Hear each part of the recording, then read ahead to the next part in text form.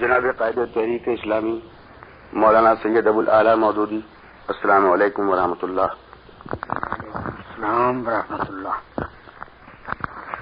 Radio Pakistan کے لیے یہ لمحہ بہت مبارک ہے کہ ریڈیو کا یہ نمائندہ جناب والا کی خدمت میں حاضر ہے۔ استدعا یہ ہے کہ خدا داد مملکت پاکستان کے مسلمان 30 سال کی بے راہ روی کے بعد اللہ کی رسی کو پکڑنا چاہتے ہیں، اور اللہ کے فضل سے آج اس بارے میں کوئی اختلاف نہیں رہا۔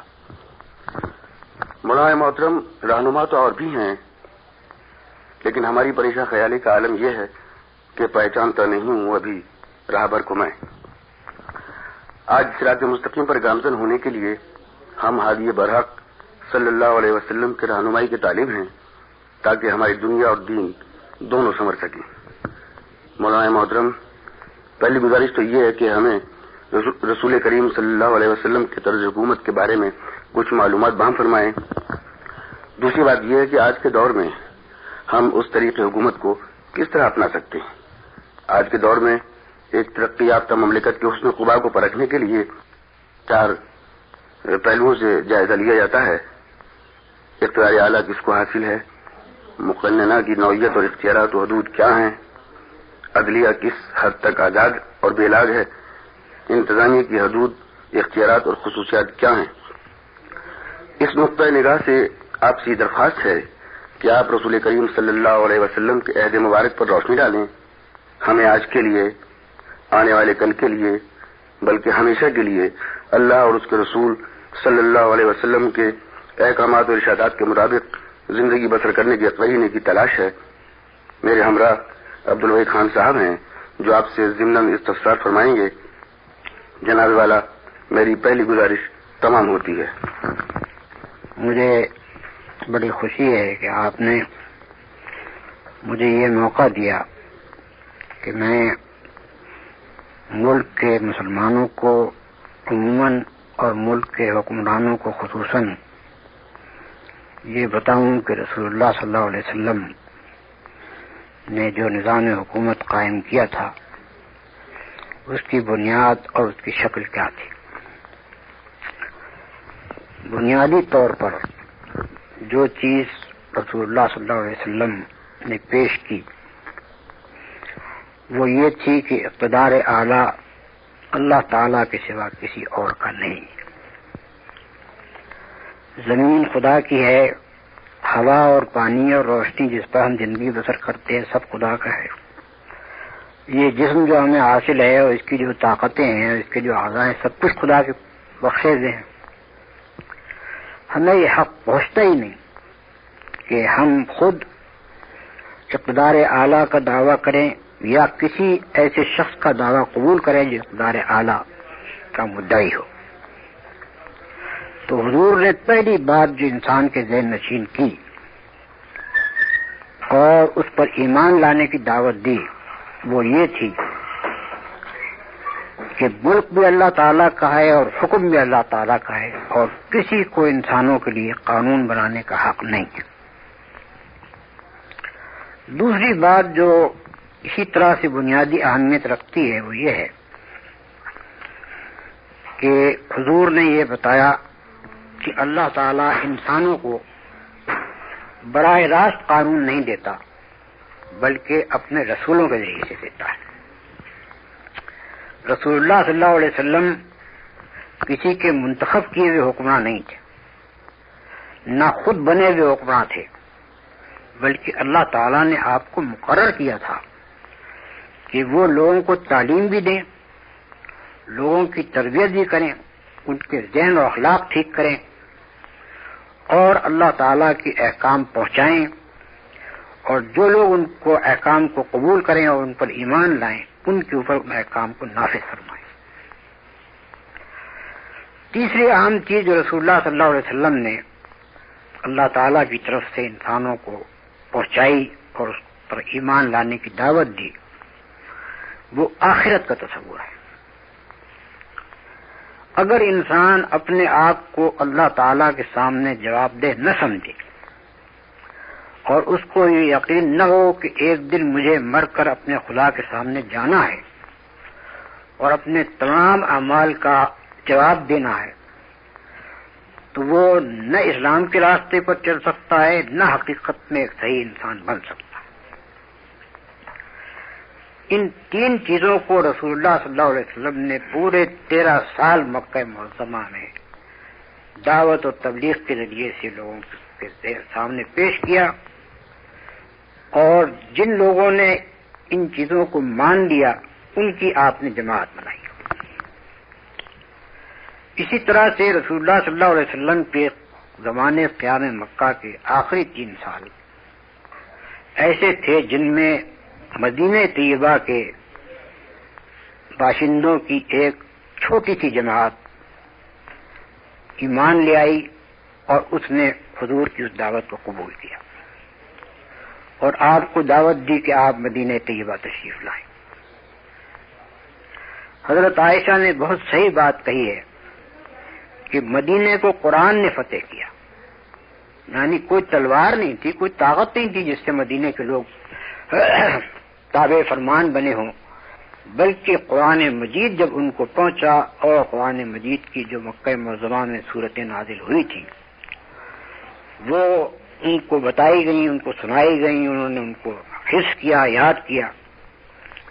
اس چیز کی وجہ سے وہ بالکل سچے دل سے نہ صرف یہ کہ ایمان لائے، نہ صرف یہ کہ انہوں نے اپنے چھوٹے سے دیہات میں حضور کو آنے کی اور حضور کے ساتھیوں کو آنے کی دعوت دی، بلکہ یہ دعوت اس بات کی تھی کہ آپ ہی ہمارے حکمراں ہیں، آپ ہی ہمارے سردار ہیں، آپ ہی ہمارے فرمانروا ہیں۔ یعنی آپ مہاجر کی حیثیت سے یا پناہ گزین کی حیثیت سے وہاں نہیں جا رہے تھے، بلکہ وہاں کے لوگوں نے آپ کو اپنے فرمانروا کی حیثیت سے اور اپنے آقا و مولا کی حیثیت سے اور اپنے معلم اور اپنے مربی کی حیثیت سے دعوت دی تھی کہ آپ آئیے اور ہمیں تیار کیجیے اس دین کے پر کام کرنے کے لیے جس کو آپ نے پیش کیا اور جس پر ہم ایمان لائے۔ جب رسول اللہ صلی اللہ علیہ وسلم مدینہ طیبہ پہنچ گئے تو پہلے دن سے آپ وہاں کے حکمراں تھے اور ان تمام اہل ایمان کے حکمراں تھے جو ہجرت کر کے مکے سے گئے تھے اور جنہوں نے مدینے میں اسلام قبول کیا تھا۔ مدینے کی آبادی میں اس وقت مشرکین بھی موجود تھے اور اس وقت یہودی بھی موجود تھے، اور ان کی مجموعی تعداد مسلمانوں کی تعداد سے زیادہ تھی، لیکن چونکہ یہ لوگ سچے دل سے ایمان لائے تھے اور رسول اللہ صلی اللہ علیہ وسلم کو انہوں نے اپنے فرمانروا کی حیثیت سے تسلیم کیا تھا اور آپ کے احکام پر عمل کرنے کا یقین اور عہد کیا تھا، اس وجہ سے جس روز آپ مدینہ طیبہ پہنچے اسی روز حکومت اسلامی کی بنیاد پڑ گئی۔ اس حکومت اسلامی میں جو اہم ترین چیز تھی وہ یہ کہ سب سے پہلے لوگوں میں اسلام کا علم پھیلایا جائے، کیونکہ اسلام جہالت کا نام نہیں، اسلام علم کا نام ہے۔ لوگوں تک یہ چیز پہنچی اور لوگوں نے اس کو مانا، اسی طرح رفتہ رفتہ رفتہ اسلام کی طاقت بننی شروع ہو گئی۔ دوسرا عظیم کام جو آپ نے کیا وہ یہ تھا کہ لوگوں کے اخلاق درست کیے جائیں اور ایک ایسا اسلامی معاشرہ پیدا کیا جائے جس کی ہر چیز اخلاق صالحہ پر مبنی ہو۔ کوئی نظام حکومت اعلیٰ سے اعلیٰ درجے کا بھی قائم کر دیجیے، اگر عام لوگوں کے اندر وہ اخلاق موجود نہیں ہیں جو اس نظام حکومت کی پشت پناہی کریں تو وہ کبھی کامیابی کے ساتھ نہیں چل سکتا۔ اس وجہ سے آپ نے دوسرا اہم ترین کام جو کیا وہ یہ کہ لوگوں کے اخلاق بنائے۔ ایک نظام حکومت میں اگر لوگوں کے اخلاق ٹھیک اس نظام کے مزاج کے مطابق ہوں تو وہاں قوت استعمال کرنے کی ضرورت نہیں پیش آتی، وہاں لوگوں کو دبانے کی حکومت ضرورت نہیں پیش آتی، وہاں لوگوں کے اوپر جبر کرنے کی ضرورت پیش نہیں آتی، بلکہ صرف یہ بات کہہ دینا کافی ہوتا ہے کہ فلاں چیز کا اللہ تعالیٰ نے حکم دیا ہے اور اس کے بعد لوگ فوراً خود بخود تعمیر کرتے ہیں۔ تعمیر کرانے کے لیے وہاں کسی پولیس کی ضرورت نہیں تھی، رسول اللہ صلی اللہ علیہ وسلم کے زمانے میں کوئی پولیس نہیں تھی۔ اگر کبھی کسی مجرم کو قید کرنے کی ضرورت ہوتی تھی تو کسی مکان میں بند کر دیا جاتا، جیل ویل کوئی چیز نہیں تھی۔ بس یہ بات کہ یہ حکم خدا کی طرف سے ہے یہ اس کے لیے کافی تھا کہ لوگ اس کو مان لیں۔ شراب کی مثال موجود ہے، حضور نے یہ اطلاع دی لوگوں کو کہ شراب اللہ تعالیٰ نے حرام کی ہے اور اسی وقت مکے میں تمام مٹکے توڑ کر شراب بہا دی گئی مکے وہ مدینے میں، اور مدینے کی گلیوں میں بہتی رہی، اور جس کا ہاتھ جس جگہ تھا وہیں رک گیا شراب پینے والے. اس طرح کی پابندی قانون کی مثال پوری انسانی تاریخ میں نہیں ملتی. امریکہ نے اربوں روپیہ صرف کیا اس بات کے اوپر کہ لوگوں کو قائل کیا جائے کہ شراب بری چیز ہے. سلائڈز دکھائی گئی لوگوں کو کہ شراب کے یہ اثرات ہوتے ہیں اور اس طرح سے وہ انسانی اعضاء کو خراب کرتی ہے.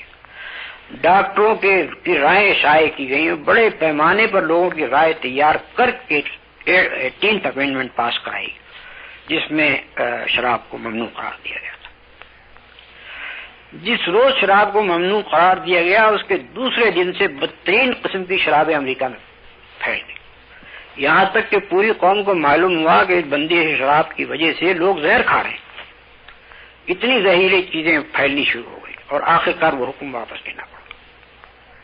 اب کمپیئر کیجئے، مقابلہ کر کے دیکھیے کہ ایک جگہ حکم دیا جاتا ہے فوراً اس کی تعمیل ہوتی ہے، دوسری جگہ لوگوں کی مرضی سے ترمیم کی جاتی ہے دستور میں اور اس کے بعد لوگ اس کی پابندی نہیں کرتے.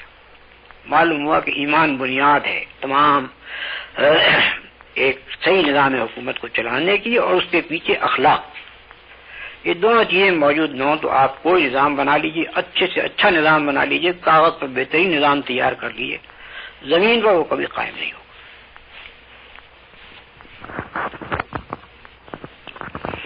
اس کے معاملے میں ایک بات یہ سمجھ لینی چاہیے کہ موجودہ زمانے کی جو پولیٹیکل تھیوری ہے کہ ایک ہوتی ہے منتظمہ اور ایک ہوتی ہے مقننہ اور ایک چیز ہوتی ہے عدلیہ، یہ اس زمانے کے تصورات ہیں.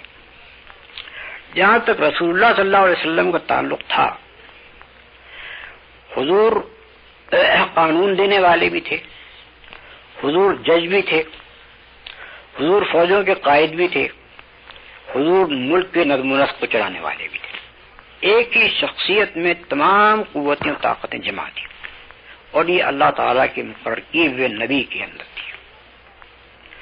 رسول اللہ صلی اللہ علیہ وسلم کا قاعدہ یہ تھا کہ جو حکم اللہ تعالیٰ کی طرف سے آپ کو ملتا تھا اس میں تو آپ لوگوں سے بے چون چرا اطاعت کا مطالبہ کرتے تھے، اس میں کسی شخص کو کوئی کلام کرنے کی گنجائش نہیں تھی.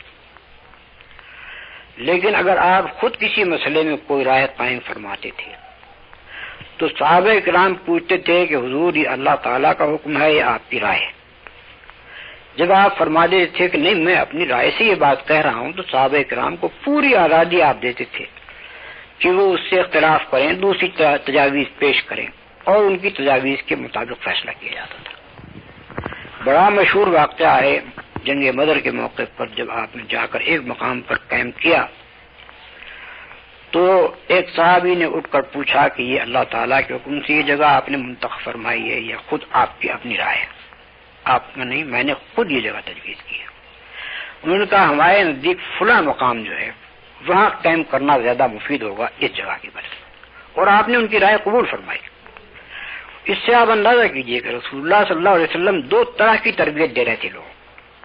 ایک تربیت یہ تھی کہ جب خدا کی طرف سے حکم آئے تو بے چون چرا اطاعت کرو. دوسری تربیت یہ تھی کہ چاہے نبی ہی اپنی ایک رائے پیش کرے تمہیں حق ہے اختلاف رائے کرنے کا اور تمہیں بحث کرنے کا حق ہے، اور جس چیز کے متعلق سب کا اتفاق ہوگا فیصلہ اس پر کیا جائے گا. اسی طرح سے جنگ احزاب کے موقع پر جبکہ مسلمانوں پر بڑا سخت وقت آیا تھا اور انتہائی خطرے کی حالت میں تھے تو رسول اللہ صلی اللہ علیہ وسلم نے ارادہ فرمایا کہ چند قبائل جن کی بڑی طاقت وہاں جنگ احزاب کے موقع پر جمع ہوئی تھی ان کو مدینے کی پیداوار کا ایک حصہ پیش کیا جائے. انصار کے لیڈروں نے حضور سے پوچھا کہ یہ آپ اللہ تعالیٰ کے حکم سے معاہدہ کرنا چاہتے ہیں تو ہمیں کلام کی گنجائش نہیں، اگر یہ آپ کا خیال ہے تو پھر ہمیں کچھ بولنے کا حق دیجیے. آپ نے کہا نہیں میرا اپنا خیال ہے، میں تمہیں اس خطرے سے نکالنا چاہتا ہوں جس میں تم پڑ گئے ہو. انہوں نے کہا حضور جب ہم کافر تھے اس زمانے میں یہ قبائل ہم سے کچھ نہیں لے سکے تو اب کیسے لیں، ہم نہیں کرنا چاہتے. چنانچہ اسی وقت ان کے کہنے کے مطابق جو مسودہ تیار ہوا تھا معاہدے کا پھاڑ کے پھینک دیا گیا اور ان سے کہہ دیا گیا کہ نہیں ہم کوئی معاہدہ تم سے نہیں کریں. اس سے آپ اندازہ کیجئے کہ رسول اللہ صلی اللہ علیہ وسلم ایک طرف تو مشورے سے حکومت کرتے تھے ان معاملات میں جن میں اللہ کا حکم نہیں ہوتا تھا، اور دوسری طرف جو اللہ کا حکم ہوتا تھا اس کی پابندی اس طرح کراتے تھے کہ کسی شخص کو ذرہ برابر بھی انحراف کرنے کی ضرورت نہیں ہو سکتی۔ اسی طرح سے رسول اللہ صلی اللہ علیہ وسلم قاضی بھی تھے، عدلیہ بھی آپ ہی کے ہاتھ میں تھی۔ اس معاملے میں آپ کا طریقہ یہ تھا کہ ایک تو خفیہ عدالت یہ کبھی آپ نے نہیں کی، ان کیمرہ سماعت اس کی کوئی نظیر نہیں ملتی۔ مسجد نبوی میں ہر معاملہ علانیہ آتا تھا، علانیہ اس کے متعلق آپ حکم صادر فرماتے تھے۔ بڑا مشہور واقعہ ہے، فتح مکہ سے پہلے ایک صحابی نے مشرکین کے نام ایک خط لکھ دیا جس میں ان کو مطلع کیا جا رہا تھا کہ تم پر حملہ ہونے والا ہے۔ وہ خط پکڑا گیا۔ اب یہ سری جاسوسی کا معاملہ تھا۔ اس زمانے کے لوگ یہ کہیں گے کہ ایسا خطرناک معاملہ اس کا تو ان کیمرہ ٹرائل ہونا چاہیے، مگر رسول اللہ صلی اللہ علیہ وسلم نے مسجد نبوی میں اس کی سماعت کی سب لوگوں کے سامنے۔ کوئی ایک مثال اس بات کی نہیں ملتی کہ حضور نے کبھی خفیہ عدالت کی ہو۔ اس عدالت کے معاملے میں بھی رسول اللہ صلی اللہ علیہ وسلم کا یہ طریقہ تھا کہ اللہ تعالیٰ کے احکام کے مطابق فیصلہ فرمائیں، اور کسی طرح بھی کوئی ایسا فیصلہ نہ ہونے پائے جو اللہ تعالیٰ کے قانون سے مختلف۔ قانون اللہ کا تھا، اس کے نافذ کرنے والے رسول اللہ صلی اللہ علیہ وسلم تھے، اور آپ کی حیثیت ایک جج کی بھی تھی۔ ایسے ہی معاملہ مقننہ کا ہے۔ حقیقت میں چونکہ بنیادی طور پر قانون اللہ تعالیٰ کا تھا اور وہی بنانے کا حق رکھتا تھا، رسول اللہ صلی اللہ علیہ وسلم کی حیثیت اس قانون کو نافذ کرنے کی تھی اور اس قانون کو سمجھانے کی تھی، اور لوگوں کو یہ تربیت دینے کی تھی کہ اس قانون کے مطابق عدالت کا نظام چلائے۔ یہ سب کچھ آپ نے عملاً کیا۔ قانون لوگوں کو بتایا کیا ہے، اس کی تشریح خود فرمائی جو سنت میں پائی جاتی ہے۔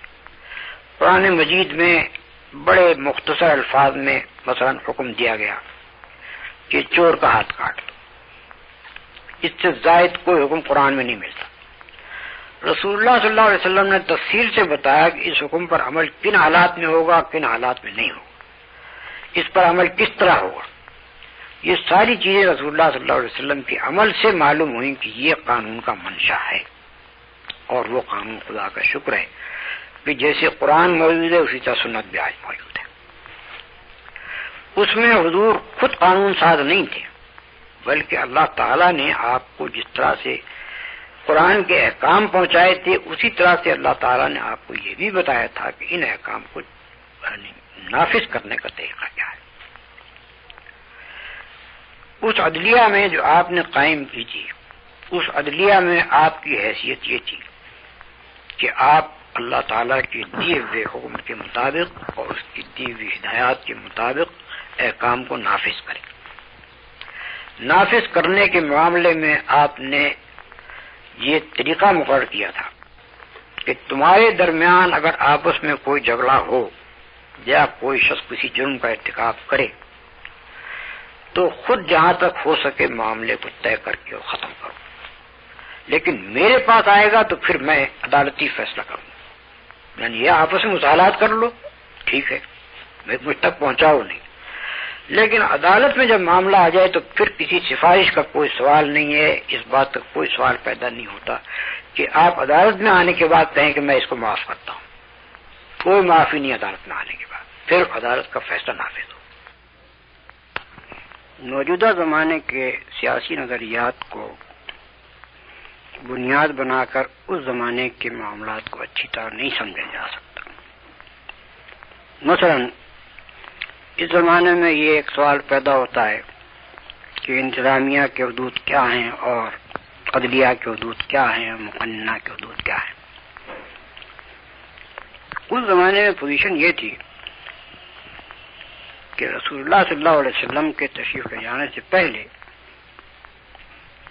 مدینہ طیبہ کے بڑے بڑے گھرانوں کے الگ الگ احاطے ہوتے تھے، جن میں ان کی زمینیں، ان کے باغات، ان کے رہنے سہنے کے گھر، ان کے سارے معاملات اس احاطے میں ہوتے تھے. تو وہاں ایک طرح سے قبائلی سسٹم رائج تھا، یعنی ہر قبیلے کے لوگ اپنے معاملات کو خود چلاتے تھے. جب رسول اللہ صلی اللہ علیہ وسلم پر اہل مدینہ ایمان لائے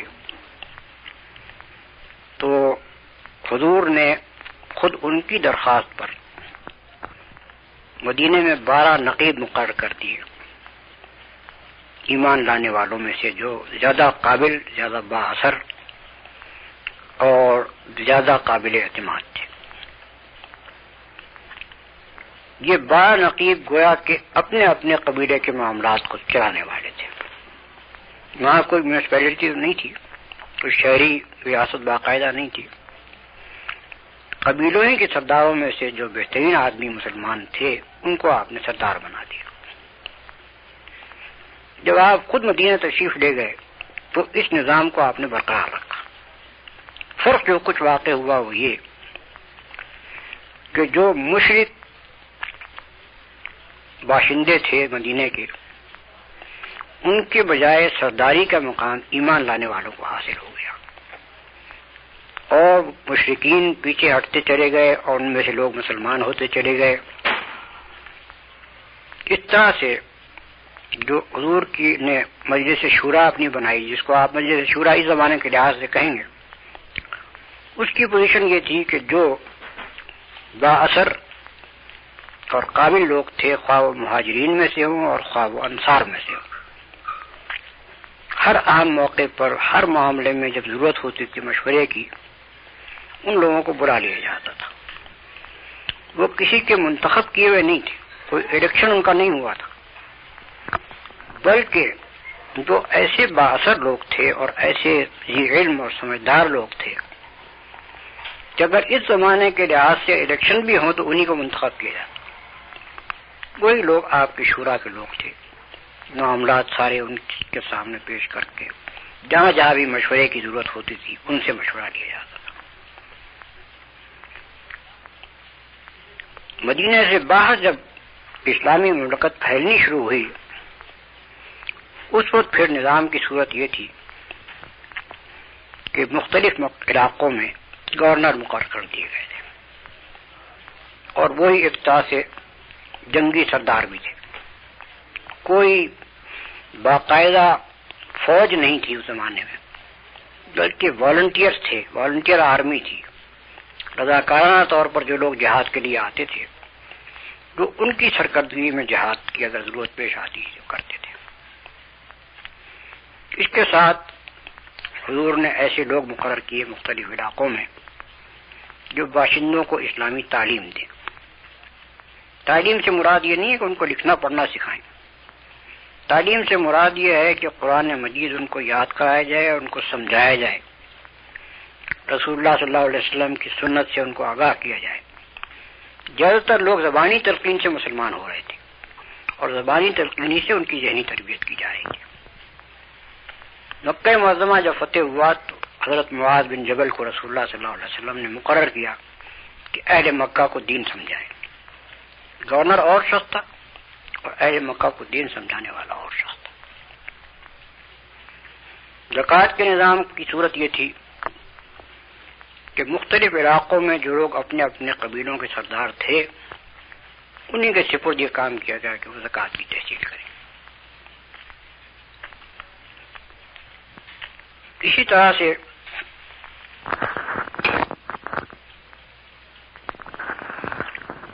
طرح سے جو علاقے فتح ہوئے تھے ان میں غیر مسلم بھی تھے. جیسے خیبر جب فتح ہوا تو یہودی آبادی تھی وہاں کی،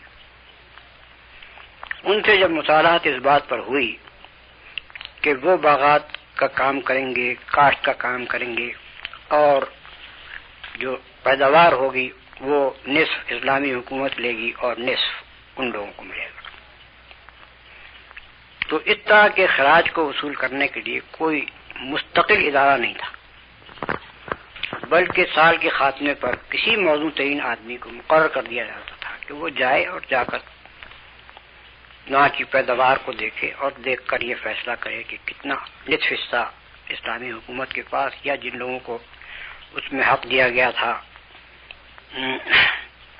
اس کی آمدنی سے فائدہ اٹھانے کا، ان لوگوں کا حصہ وہ وصول کرے۔ تاریخ میں یہ بات موجود ہے کہ جب پہلی مرتبہ حضور کی طرف سے ایک صاحب کو مقرر کیا گیا کہ وہ جا کر وہاں تقسیم کریں پیداوار کی، تو انہوں نے 2 ڈھیر الگ الگ لگا دیے۔ اہل خیبر سے کہا کہ ان میں سے جون سا تمہارا جی چاہے تم لے لو، اور جون سا ہم باقی رہے گا وہ ہم لے لیں گے۔ اس پر ان لوگوں نے کہا کہ اسی عدل پر زمین و آسمان کا نظام قائم ہے۔ یہودیوں نے یہ بات کہی۔ یہ ایک مختصر خاکہ ہے جو میں نے آپ کو بتایا کہ بظاہر عدلیہ اور انتظامیہ وغیرہ اس طرح سے الگ الگ نہیں تھی، لیکن اس وقت کے حالات کے لحاظ سے انتظامیہ اور تھی، عدلیہ اور تھی، جس کے لیے قاضی مقرر کیے جاتے تھے، اور گورنروں کا الگ کام تھا اور معلمین کا الگ کام تھا۔ اب کوئی سوال آپ کرنا چاہیں تو کر سکتے۔